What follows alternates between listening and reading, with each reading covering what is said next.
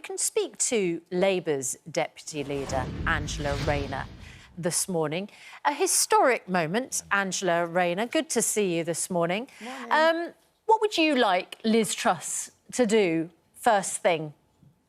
Well, urgently, we have to address the situation with the energy crisis. I think for weeks now, people have been seeing the numbers that are just shocking to many people, the numbers that their energy bills are going up. Businesses are worried about it. Also, you know, businesses in my own constituency that have been there for many, many years pre-war are saying that they're really going to struggle and go to the walls. So I think this has to be addressed immediately today for both businesses and for households.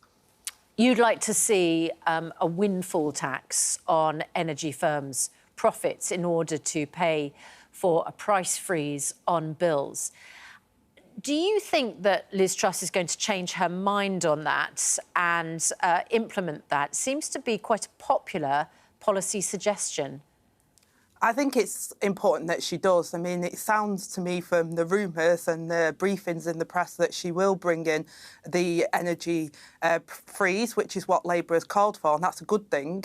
But to make working people pay for it when the gas and oil companies have made bumper profits would be completely unfair, and therefore the windfall tax on these companies who have made extra profit than what they were expecting is the right thing to do. And I think many of the public can see that it's a matter of fairness, you know. People are struggling at the moment. These companies have made profits that they never expected to make, and therefore that redistribution is really important as part of the package.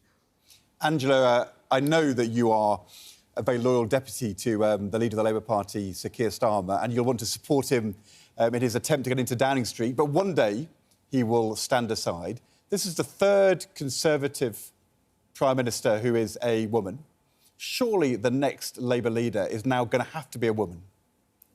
Well, that could be the case, but to be honest, Ed, the most important thing for me is we've been out of power for a significant period of time now, and I've been on the front bench for 7 years, and in those 7 years we've managed to affect pretty much very little, because all of the things that I've wanted to do to change Britain for the better, we're in opposition and we're not able to do it. So I would say to you the most crucial thing, I think, for the Labour Party and for the country is that we get that change that Britain deserves and that we can really make a difference to tackle inequality and to make people's lives better. That's why I became a politician, not to be an opposition MP, not to be the opposition deputy leader, but to be the deputy prime minister. And I'm absolutely focused on getting us there. Boris Johnson has been in your sights for months and months. Is Liz Truss going to be a harder target for you, do you think? Well, she certainly doesn't have the baggage that Boris Johnson has in terms of the sleaze and the waste, the kind of, you know, some people called it like his boyish behaviour, but I just found it very reckless and it's cost the country pretty dearly. So, you know, I welcome that hopefully integrity, honesty and the Nolan principles will be restored under Liz. But she has been part of his cabinet for the number of years, and the devastation we're seeing now, she's been part of that. So I would like to see a huge change in the conduct of this government and starting putting the people of Britain first. You talked about the energy price crisis and the need to act. She says that she is going to have an immediate tax cut. And at the weekend, she was shown figures from the Institute for Fiscal Studies that the poorest 10% will gain £7 from her tax cut, and the richest 10% will gain £1,800 from her tax cut. And she said that was fair. How did you feel when she said that that was fair?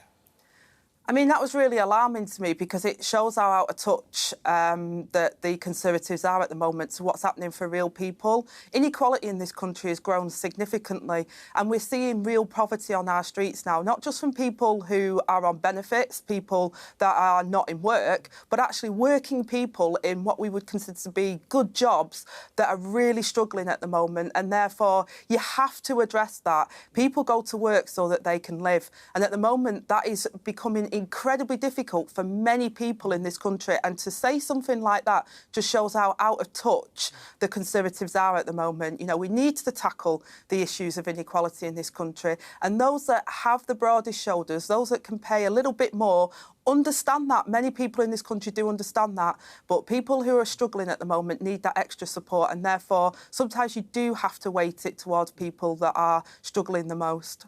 But that chart shows the impact of abolishing the national insurance rise, which Rishi Sunak and Boris Johnson put in for the National Health Service. I thought it was also Labour's policy to abolish the national insurance rise. You said it was out of touch. Isn't that exactly what Labour's proposing? To abolish the national insurance rise, which would hugely benefit the richest rather than the poorest? Well, what Labour said is the national insurance contribution hike was the wrong tax at the wrong time, and that we said she's that right to abolish it?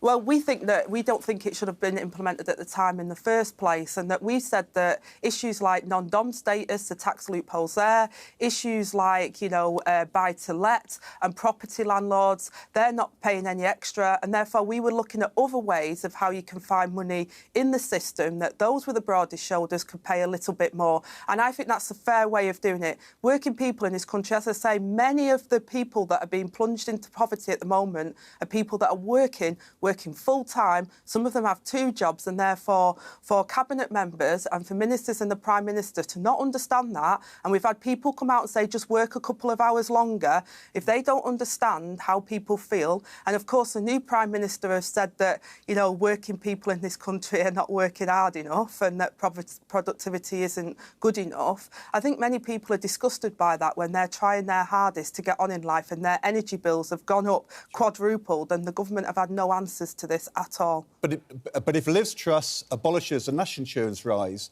Labour will support her in that tax cut? Well, Labour think that the national insurance contribution rise is the wrong tax at the wrong time. So therefore, we think there's other ways to raise taxes in this country that is a fairer way of doing it. It's an outbreak of consensus. Angela Rayner, thank you very much indeed for joining us. Thank you. Good to see you this morning. Well done, Ed.